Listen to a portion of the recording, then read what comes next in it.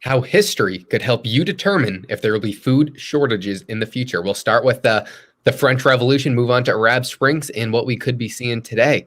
All right, Alex, let's roll right into it. Okay.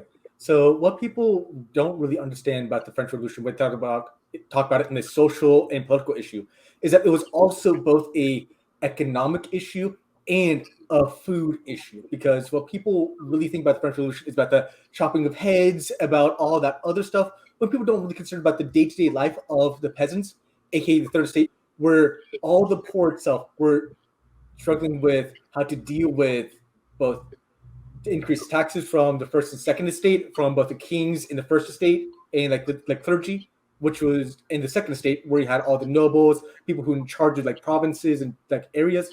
Because what people really don't see is that they had the monarchs and the clergy, and then the nobility basically going to the Congress and saying, "Hey, let's increase the taxes on the third estate, which is the majority population," and then say, "Hey, we would then increase the tax on them, and then we can get more wealth and like more food so we can feast because it's a cold winter." But what people don't really understand is that that itself was the issue, because they want to have like reform and saying in the government saying, "Hey, we don't want to be taxed as much." And when the third state tried to collectivize and say their voice itself, they got rejected by both the king and whoever was in charge. And if you were to pull up the like website link from Times, which showed how high the price were during that time, which led up to the French Revolution, is that they initially paid 50% in food just to like survive, go day to day, on top of the tax that the nobles gave, which was like 20 to 30%. But then once the like little like ice age actually hit Europe, on top of many like issues with the geopolitics and the structure of the government, on top of changing the economic system, they then had to ration, and the peasants had to pay 90% on top of all the taxes they had to do. So they had barely anything, and then sell things just to survive, which led to much more increases of uprising and more radical thought to then say, "Hey, let's overthrow the government."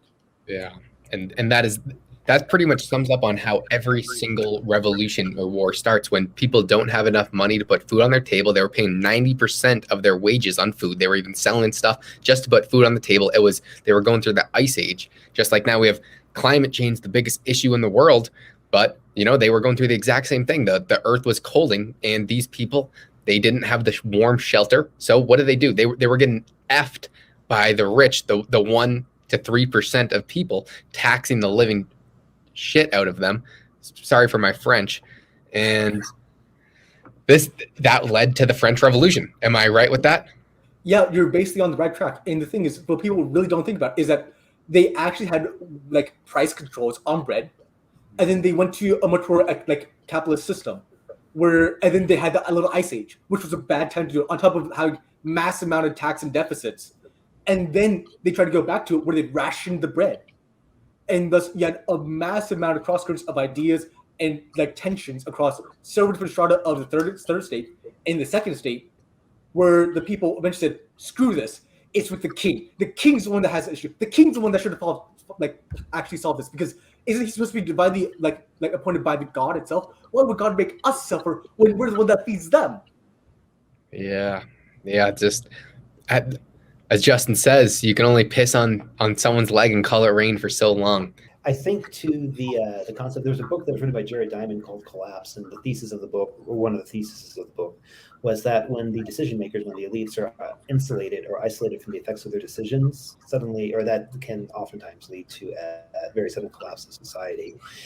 So I think it's an old story that keeps playing out, where you basically have power makers that go through and they try to pursue the world as they see it, not necessarily the world as it really is. And you could look at this, you could look at the Bolsheviks going through Russia, you could look at the Holodomor. It's, again, I just kind of see it as the same story over and over and over again. But I don't think it's any coincidence or any accident that you have the World Economic Forum and their ilk talking about a cold, dark winter, high energy prices. So the thing is, don't you know that they actually called for a cyber pandemic or a cyber attack on infrastructure many different times? And what's the key technology that allows for all the heating, all the transfer mechanism of energy and finances across the world to occur? digitally, and that's the main thing. And thus, we're actually seeing that play out because the internet was the key thing that caused the Arab Springs to arise, and also the way for it to turn down quickly. Because in Arab Springs, what they actually learned is that like when the Russians were looking at it and saying like, "Hey, how do you guys control the population after Arab Springs occurred?" And they just said, "Just turn off the internet." Alex, for the people that don't know, what exactly was the Arab Springs? So the Arab Springs was a constantly increasing issue between both the people of Egypt, where they had like a devaluing like currency. Of course, Justin might disagree because I'm a little bit off on that, but it was them dealing with the issues on their domestic currency. On top of the fact that you had the people in Egypt trying to at least survive, but then you had constantly decreasing value of either the currency or the fact that they can't get their food, which led to mass amount of uprising because it all started by one street vendor who was dealing with so many issues trying to sell. The police kicked down his little convenience store near the street itself, and that caused the riot because it was spread all across Egypt. And they No, it was, but the guy set himself on fire. Right? Didn't he kill himself by self-immolation? It was something like that. And I think it shows how when there's this much tension in the air and there's so much heat building up, when the match is already lit, it just takes a small catalyst to just set absolutely everything off. Oh, also, the main driver for all that change was energy. And thus, people don't really factor that into back to the French Revolution because they didn't see how crucial energy in the sun was to crop growth, yields, and how that led to people being more satisfied and more tolerant of taxes and the issues that you can have. Because back in the day, back in the French Revolution, it was all about how much, like your tax was based upon how much you grew in food. Thus, it was not about the currency itself, it's about how much food you had, and thus the currency was an abstraction of that. But now with like in Arab Springs, it then changed from how much oil or how much energy can you get for your currency itself. And that's when you had constantly increasing prices after 2008, which is why Arab Springs happened in 2011. You then had a dynamic clash between both the issues of the nation on top of constant increased prices and intolerance and taxes clash heads. And thus you had a massive catalyst for massive issues in Arab and in Egypt itself.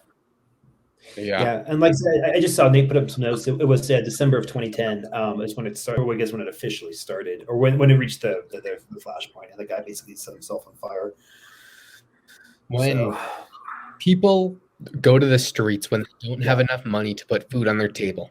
So, Alex, what do you think what is leading up to the next Arab Springs or food shortages that you think that we could see in the future? The thing is, what we look at now is that we have tons of people from Saudi Arabia, Exxon, and several other major oil CEOs who are on the front lines of oil production and saying, hey, we're going to have basically 1/3 of production being dropped and cut completely because we do not have the oil fields for it. We're constantly decreasing and running down on existing oil fields. Unless we invest more, we will not be able to keep up sustainably from this point onwards. And you have tons of European nations and America and several other Asiatic nations choosing to not go heavily into nuclear, which is the alternative for it.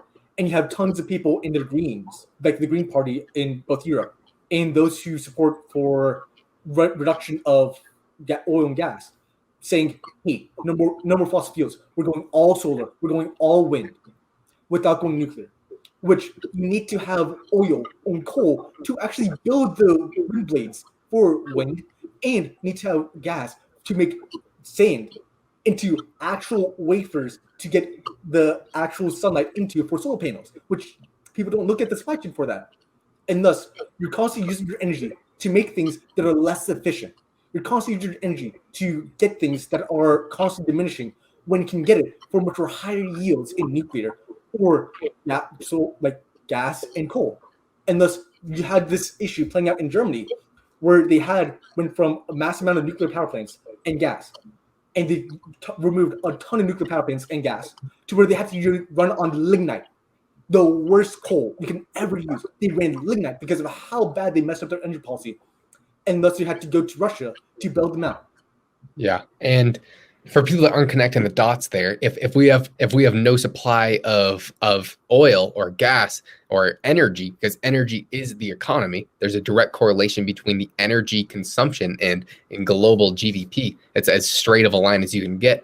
But if there's not enough energy being produced, that's going to cause food shortages because to make the crops, to ship the crops, to transport these foods across the world, you need oil, gas, you need the dirty chemicals to get food on the table, and it's as simple as that. As well, I'll mention during the lockdowns in 2020, I'm sure everyone knows the essential businesses were, the food stores. If you want to go to the grocery store, of course, that is an essential business. Why wouldn't you be able to? But a farm was not an essential business. So farms had to shut down shop, and that is going to cause more shortages.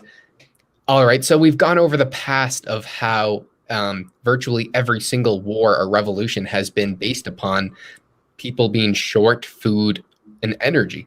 So how does this information impact our lives today, Alex?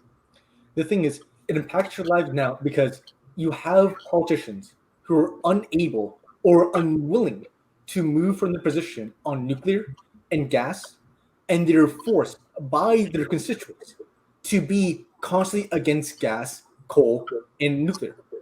This gives you an advantage now because you can see ahead and understand that they're not able to change. They are so tied and so inflexible that by you getting ahead now, you can retain your wealth and grow more, because when people are actually cut short, they will get so desperate that many people that sacrifice arms, limbs, and even children just to survive. And even though this might sound harsh, it is better for you who are much more knowledgeable and actually able to grow and show society what actually happened, versus people who are constantly saying, hey, who cares about the peasants? Who cares about that? I need to get everything, so I need to eat, so everyone who is poor can just suffer. And that's essentially what the politicians are. You're essentially going in war with those who are politicians and taking a step ahead because they can't step ahead of you, because they're bound up and tied. Yeah. Yeah, I guess maybe in closing, I would also say too is that I think the politicians will want to get reelected, and for whatever odd reason, sooner or later, the people are either going to say, "Listen, we want to starve and we want to be cold, but we want to think that we're green," or they're going to come to the conclusion that, you want to know what, we kind of like flipping the light switch on and having the lights come on, as Rick Rule would say. And if that means we might have to do things that aren't considered green, well, sooner or later, the sacrifice or the cost will catch up with the perceived sacrifice. Yeah, I'll just ask one question to the viewer. How would your life be impacted if you went to the grocery store and there was no food available? Yeah, I don't know if it's going to get that bad, but I do think that you should be ready for the worst and be thinking about it, because if you put these conclusions to their absolute extreme, like things that we've seen in the past, maybe nothing happens, and hopefully nothing happens. But do you really want to risk that for your life and for the sake of your families? All right, somehow these videos get happy and happier. We'll see ya.